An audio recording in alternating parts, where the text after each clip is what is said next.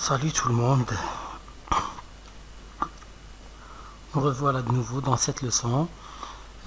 Oui, c'est la troisième leçon concernant le résumé d'Antigone. C'est plus un résumé qu'une étude, même si cette leçon, c'est une petite étude et c'est une étude du prologue. D'accord ? Nous sommes dans la partie numéro 3 de nos leçons sur Antigone. Bon, vu l'importance du prologue, nous allons lui consacrer une leçon. D'accord ? Donc, le prologue dans Antigone d'Anouilh, c'est une scène d'exposition. Et c'est quoi une scène d'exposition ? Une scène d'exposition, c'est généralement la première scène. Parfois, ça peut s'étendre à 2 scènes et rarement à plus. Alors, la scène d'exposition, elle joue le rôle d'un incipit pour le roman. Bon, s'il vous plaît, je vais prendre une autre parenthèse, d'accord, donc, et expliquer une petite différence entre incipit et situation initiale. Alors, situation initiale, c'est une étape dans le déroulement des événements. Donc, c'est l'étape qui précède l'événement perturbateur.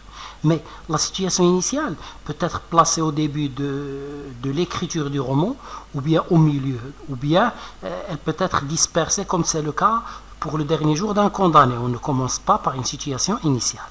Mais tous les débuts de roman s'appellent des incipits. Donc l'incipit, c'est le début de chaque écrit, d'accord ? Sauf bien sûr chaque écrit qui concerne la prose et la narration. Il y a d'ailleurs le nom excipit. Excipit, c'est la fin du roman, ou bien de la fable, ou bien du conte, ou bien, d'accord. Alors, quelles sont les fonctions de l'incipit ? Donc, les fonctions de l'incipit sont à peu près les fonctions qu'on va voir ici pour la scène d'exposition, d'accord. Alors, on a dit la scène d'exposition, elle joue un peu le rôle de l'incipit pour le roman, d'accord. Et que permet l'incipit et que permet la scène d'exposition de situer ? Elle permet de situer les personnages, le lieu, le temps, et ce sont les circonstances du démarrage de l'action, c'est-à-dire on ne cite pas tous les personnages, on ne cite pas tous les lieux qu'il y aura dans notre récit, on ne cite pas tout le temps qui va se passer, bien sûr, d'accord. Alors, on cite ces conjonctures, ces circonstances du démarrage de l'action, du début de l'action, d'accord. Donc, alors, une chose de spéciale qu'on va voir avec Antigone, c'est que tous les personnages sont présents dans la première scène, et ce n'est généralement pas le cas, d'accord. Donc, ensuite, elle donne des indications sur l'action, sur le déroulement des événements, sur ce qui se passe, d'accord. Donc, donne des indications sur le genre littéraire. C'est une tragédie, c'est une comédie, c'est un drame, d'après la nomination d'aujourd'hui, d'accord, nomenclature d'aujourd'hui plutôt. Bon, alors, maintenant,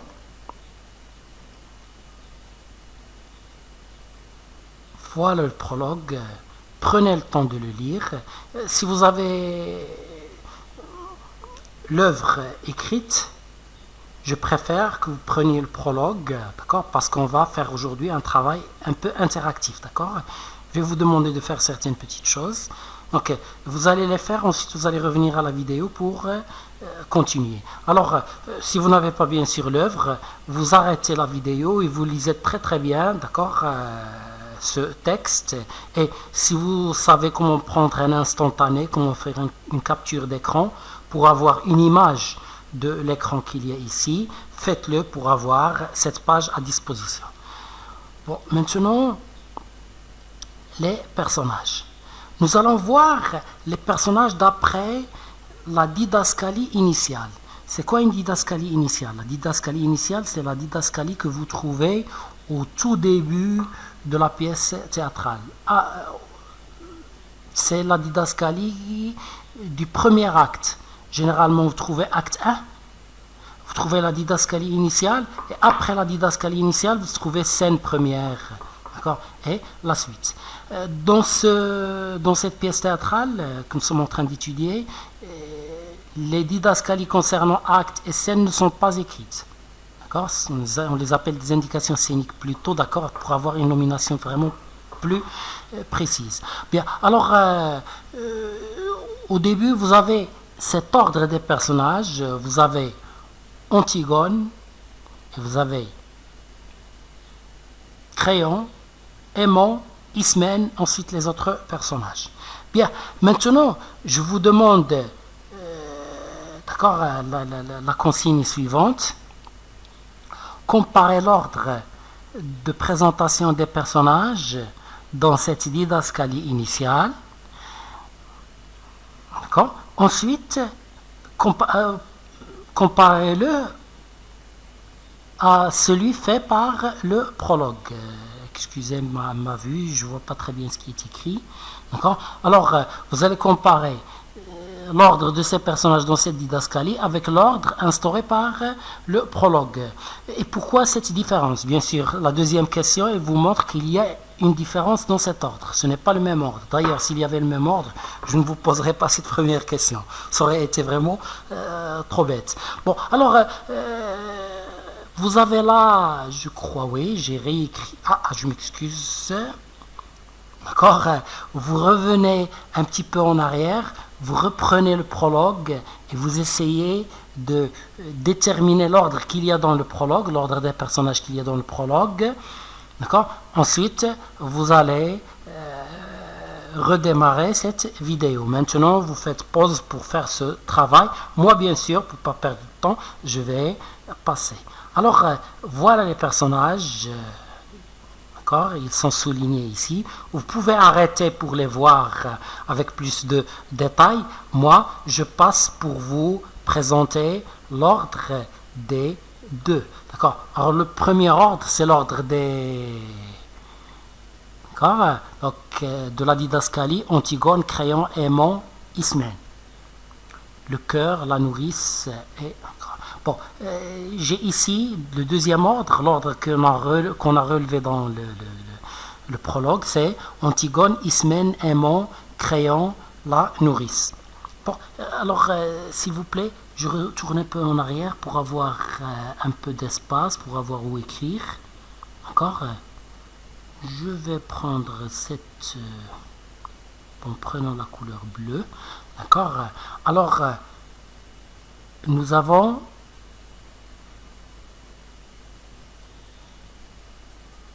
les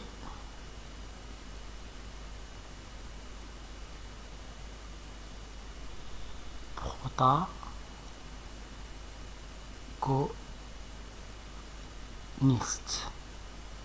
Excusez l'écriture parce que la souris ne permet pas de bien écrire. On a les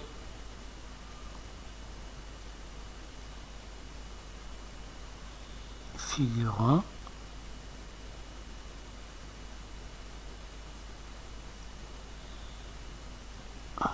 d'accord, et on a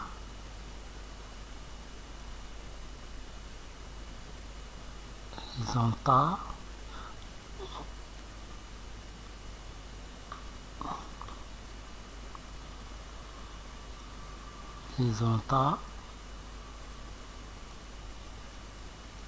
agonistes. Alors, ce sont trois termes qui se rapportent au personnage. D'accord? Donc,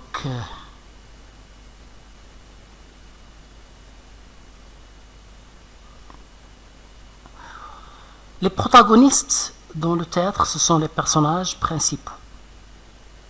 D'accord? Les figurants, ce sont les personnages secondaires. Les antagonistes, ce sont des personnages principaux, mais qui sont en conflit.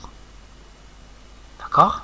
Donc, c'est, pour le film, c'est le héros et l'anti-héros. D'accord? Le héros et l'anti-héros. Vous trouvez un héros, un policier par exemple, et l'anti-héros, je ne sais pas, un chef de mafia ou bien un tueur en série, ou bien, d'accord? Et les deux, ils jouent un rôle très important dans l'œuvre. Alors, bien sûr, les antagonistes pour Antigone, sont très très facilement reconnaissables, bien sûr, ce sont Antigone et Créon. Bien, alors, les protagonistes, Antigone, Créon, Aimon, Ismène, d'accord? Bon, les figurants. Bon, maintenant nous passons aux deux ordres. Alors, vous voyez, le premier ordre, c'était l'ordre des personnages selon leur importance. Le personnage le plus important, c'est Antigone. Celui qui le suit, c'est Créon. On peut avoir un petit désaccord sur Aimon et Ismène qui est le plus important, d'accord, mais c'est pas vraiment très important. Les deux ont à peu près la même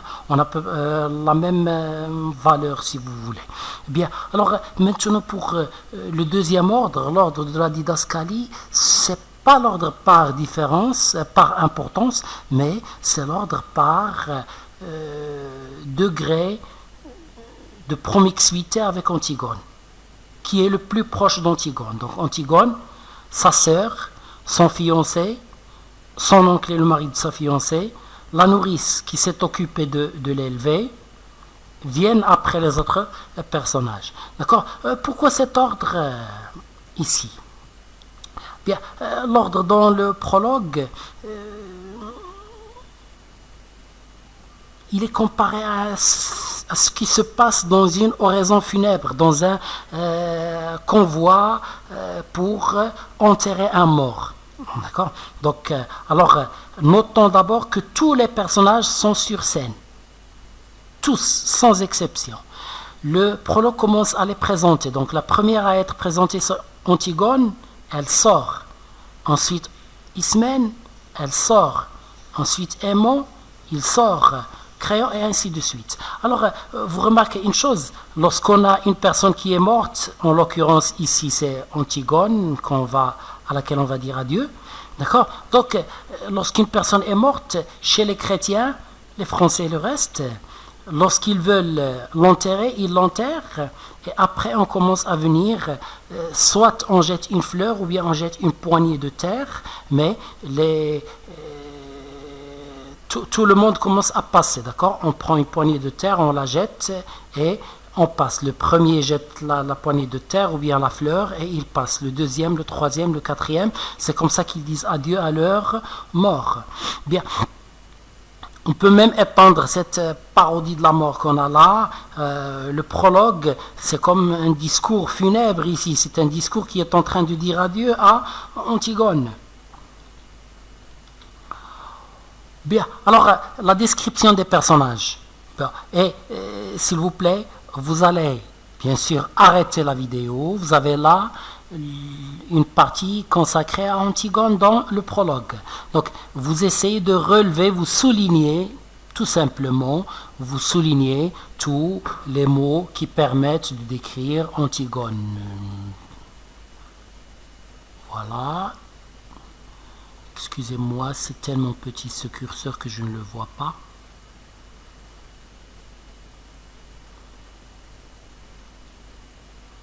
Alors vraiment, j'arrive pas à le voir. Alors maintenant, j'ai par exemple petite, maigre, et vous continuez, vous relevez toutes les descriptions d'Antigone. Bien sûr, vous prenez votre temps, faites une pause, moi je passe. Et j'ai là les descriptions d'Antigone. Prenons d'abord cette première description. Petite, maigre, assise là-bas. Donc petite, maigre, chétive, qui n'est pas très forte, qui n'est pas pleine en chair. Bon, nous avons là, assise là-bas, ça parle de l'éloignement. D'accord? C'est comme un exil, une excommunication, d'accord? Donc elle n'a pas le droit de s'asseoir avec les autres, ou bien elle ne veut pas s'asseoir avec les autres. C'est l'isolement et la solitude. On va voir, ça se répète. Ne dis rien, d'accord? Et d'accord? Regardez, 3 personnages ne disent rien. 3 personnages sont Quoi, ça s'écrit avec un C-O-U, ça veut dire ils ne parlent pas, ils sont muets, d'accord, et ils sont solitaires et ils sont tristes. D'accord, 3 personnages, Antigone, Créon et le messager.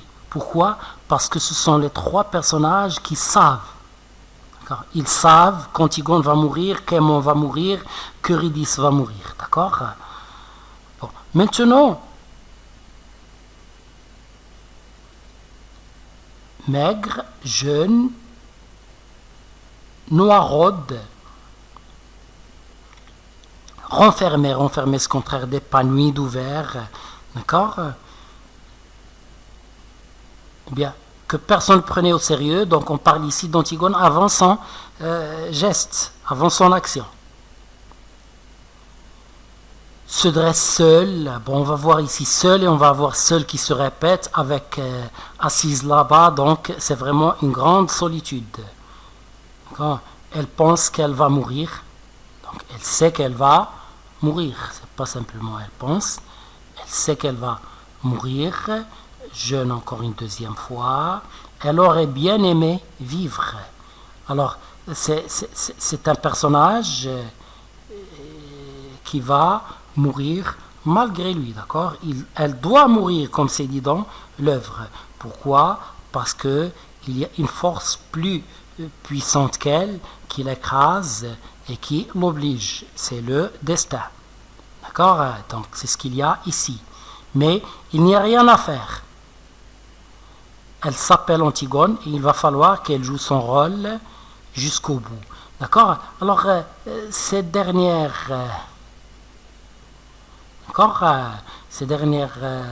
phrases nous montrent le caractère tragique de l'écrit. D'accord? Cela nous montre le genre. On a dit tout à l'heure que l'incipit nous permet, l'incipit pour le roman bien sûr, la scène d'exposition pour la pièce théâtrale, nous permet de déterminer le genre littéraire. Donc là, ça nous permet de déterminer le genre. D'accord? Donc c'est une tragédie. Pourquoi? Parce que le personnage est écrasé par une force plus puissante qu'elle et que lui, je m'excuse, c'est le personnage par Antigone. Donc, et bien sûr ici, Antigone et Créon, tous les deux sont écrasés par cette force. Et cette force est généralement le destin. D'accord? Bien. Alors, deuxième personnage, Ismène, la même chose, arrêtez votre vidéo,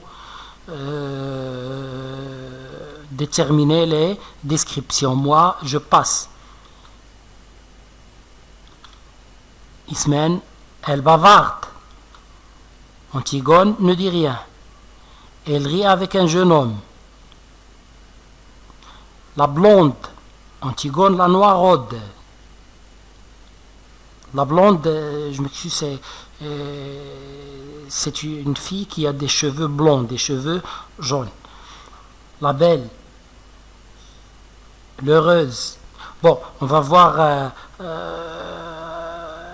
dans une autre place ces belles boucles d'oreilles, les boucles de cheveux, d'accord? Elle a des cheveux en boucle qui sont blonds, qui sont dorés.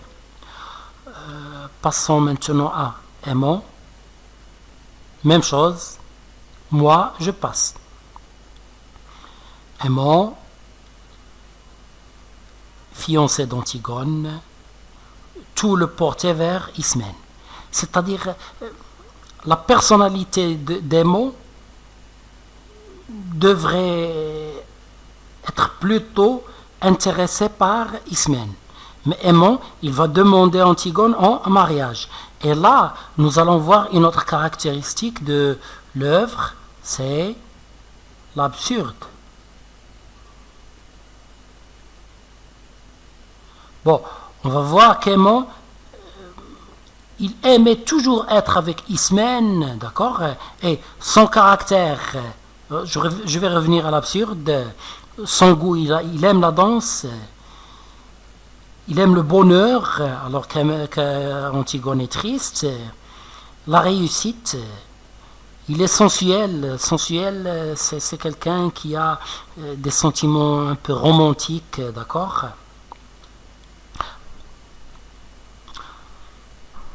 Alors, j'ai ici, pour l'absurde, tout le porté vers Ismène et il est allé demander la main d'Antigone.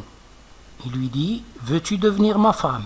Antigone, sans surprise, comme si elle s'attendait à cela, elle lui dit, oui. Et le prologue nous dit, personne n'a jamais compris pourquoi. J'ai ici une petite, s'il vous plaît, j'ai une petite parenthèse à faire. Il y a beaucoup de professeurs qui disent que le prologue fait un monologue. Non, ce n'est pas un monologue. Donc, le monologue, c'est lorsqu'on se parle à soi. Alors que dans ce prologue, le prologue s'adresse au public à plusieurs reprises.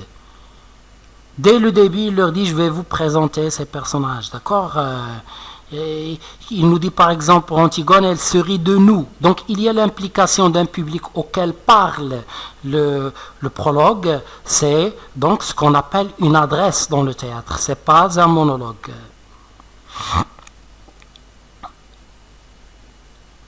Bien, alors parmi les caractéristiques de l'absurde, c'est des gestes vains, des gestes qui n'ont aucun sens, comme ici le geste des mots. D'accord? Et la répétition de ces gestes, une répétition qui n'a pas aussi d'objectif, c'est aussi une caractéristique de l'absurde. Troisième caractéristique de l'absurde pour le théâtre, c'est un décor neutre. Le décor ne peut donner aucune signification. D'accord? Alors là, c'est vraiment une tragédie absurde. Une tragédie absurde. C'est ça, les caractéristiques du genre qui sont présentées par Anhui. Et Anhui, il insère d'autres choses, d'accord? On va voir, il va insérer des anachronismes, il va insérer des mots familiers, on va les voir à la fin de cette leçon, d'accord? En plus d'un style très relâché, pas le niveau soutenu. Ensuite, il va présenter des personnages royaux avec des portraits anodins, des portraits. C'est une maison plutôt bourgeoise qu'on a là, c'est pas quelque chose qui appartient à la noblesse. Alors, il nous montre que cette tragédie n'est pas une tragédie classique dans le sens du terme, mais une tragédie absurde moderne. Oui, maintenant, créons. Même chose, arrêtez le texte et passez avec moi aux caractéristiques. Prenons ces premières caractéristiques d'abord. D'accord? C'est un homme robuste, fort. D'accord? Donc, les cheveux blancs. Il médite. Donc, là, donc lui, comme Antigone, il est éloigné des autres. Et il est en train de penser. D'accord? C'est le roi. Il a des rides. D'accord? Les rides, ce sont les plis sur la peau. Lorsqu'une personne devient âgée, elle a des plis. Il est fatigué. D'accord? Bon, on va voir qu'il est fatigué par le gouvernement des hommes. Donc avant, c'est-à-dire avant de devenir roi, lorsqu'il était premier personnage, il aimait la musique, il aimait les belles reliures. Les reliures, c'est lorsqu'on prend un livre qui a une couverture en papier, et on met du cuir à cette couverture en papier. D'accord? Les langues flâneries, les langues promenades chez les petits antiquaires. Les antiquaires, ce sont les personnes qui vendent des antiquités, les objets anciens. Bon, si quelqu'un vend des objets qui datent de 2 siècles, 3 siècles, 10 siècles, d'accord, donc c'est un antiquaire. Le soir, il est fatigué. Le matin, il se lève, d'accord, il est comme un ouvrier, d'accord, donc c'est ce qu'on a dit, donc cette comparaison, ce n'est plus un roi, c'est un personnage ordinaire. D'accord? D'ailleurs, dans une autre place, il nous dit il retrousse ses manches comme un ouvrier. D'accord? Alors, s'il vous plaît, donc il y a ici quelque chose à remarquer. D'accord? Dès le début, pour Antigone, il nous fait un portrait, une description, un portrait péjoratif.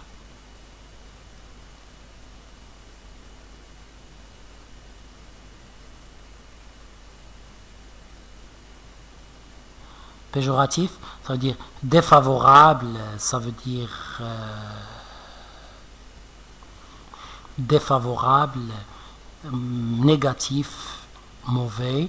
Et pour crayon, c'est un portrait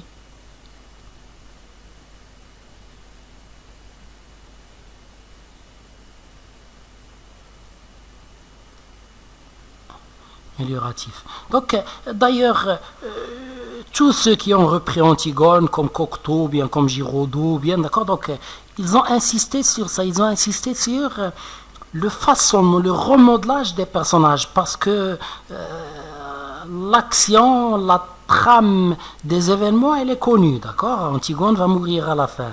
Alors, qu'est-ce qu'il reste à faire? Il n'y a plus de surprise pour la fin. On insiste alors sur le remodelage des personnages. On leur redonne une nouvelle figure, d'accord?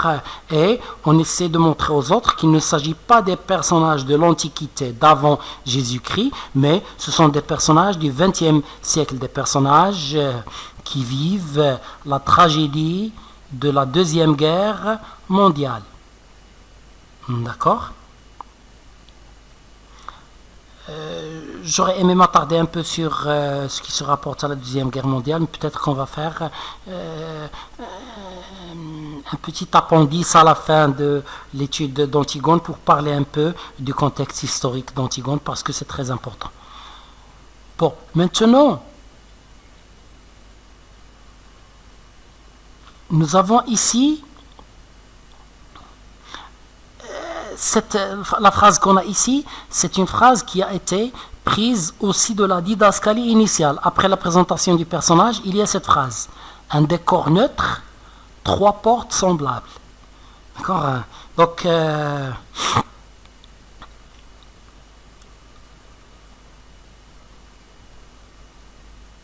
alors, pour ces portes, nous avons un mur avec 3 portes. Bon, une porte mène à la chambre d'Antigone.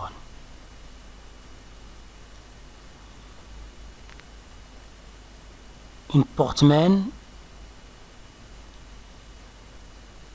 dehors. Une porte symbolise l'absurde. On ne comprend pas quelle est l'importance de cette porte. Bon, Antigone,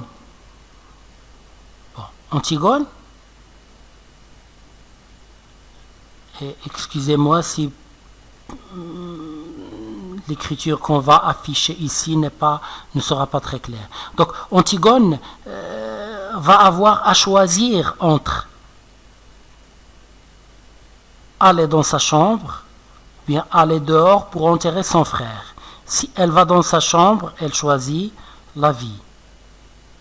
Et si elle va dehors, elle choisit la mort. D'accord? Bien, alors, vous pouvez même pousser un peu l'interprétation. C'est une femme d'intérieur. C'est en 1942. D'accord? Début d'émancipation de la femme, c'est-à-dire il était normal pour les gens, surtout pour les hommes, de concevoir qu'une femme devrait rester chez elle. D'accord? S'occuper de ses affaires ici. Et ici, c'est une femme de société. D'accord? Bon, alors, notons une chose, s'il vous plaît, pour les mouvements pour la femme. Les mouvements du XXe siècle, d'accord? Les mouvements du XXe siècle, ils concevaient, même pour les femmes, il y avait cette confusion, d'accord? Donc, ils concevaient qu'une femme n'était vraiment quelqu'un que si elle ressemblait à l'homme. D'accord? Alors, la femme essayait vraiment de faire tout ce que faisait l'homme, comme le faisait l'homme. D'accord? Mais elle s'est aperçue qu'en fait, elle insultait le statut de femme en agissant comme ça. D'accord?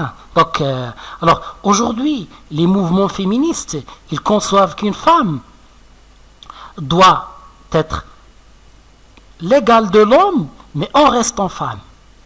Elle doit garder sa féminité, elle doit garder son caractère de femme, elle doit garder sa personnalité de femme, mais en même temps, elle doit avoir assez de force pour être influente dans la société. D'accord? C'est le grand défi de la femme et c'est justement, moi je suis d'accord avec ça, c'est justement ça, une vraie femme qui a une vraie valeur. C'est une vraie femme qui reste femme, mais en même temps qui rivalise, qui surpasse même beaucoup d'hommes dans la société. Bon, maintenant, pour ce décor, bien sûr, il nous donne aussi une indication sur le genre absurde. D'accord? Le temps, c'est une aube grise. D'accord? Vous trouvez ça, c'est une didascalie à la fin du prologue. D'accord? Pour le temps, c'est la didascalie qui se trouve à la fin du prologue. D'accord? Donc, alors, c'est une aube. L'aube, bien sûr, c'est le matin très tôt, avant le lever du soleil. C'est le début de la journée. Une aube grise et livide. Notons ce lexique de la maladie. Livide se dit d'une personne pâle, d'une personne qui est malade. Bien, alors, le mythe. J'ai rien à dire sur le mythe. Pourquoi? Parce qu'on l'a déjà expliqué dans une première leçon sur Antigone. Notre première leçon, c'était la présentation du mythe. Et la partie du mythe qui est citée dans le prologue, c'est la partie consacrée à Éthéocle et Polynice. L'importance du mythe dans une tragédie, c'est de donner des indications sur l'action, rafraîchir la mémoire des spectateurs pour qu'ils savent, je m'excuse, pour qu'ils sachent de quoi il s'agit dans l'œuvre. Alors,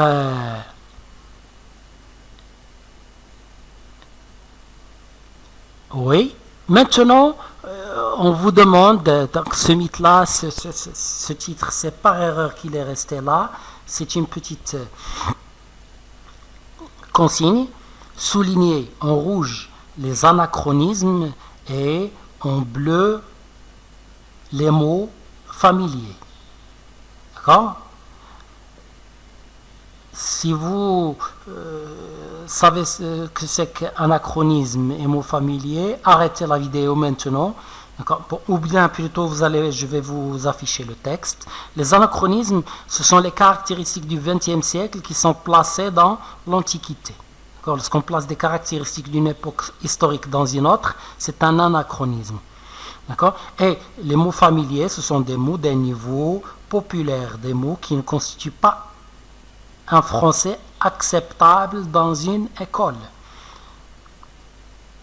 Selon l'opinion classique.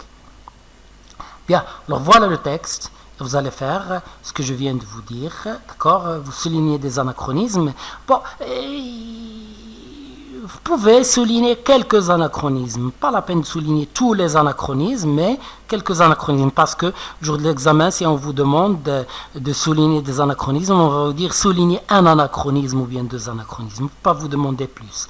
D'accord? Donc, vous arrêtez bien sûr la vidéo. Si vous avez le bouquin, vous prenez le prologue du bouquin.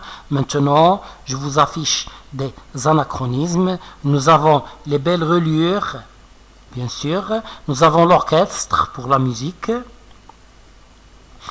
les reliures, on a déjà expliqué, c'est lorsqu'on met du cuir au livre. Il n'y avait pas de livre, d'accord, il n'y avait même pas de livre. Alors comment pouvait-on avoir des reliures?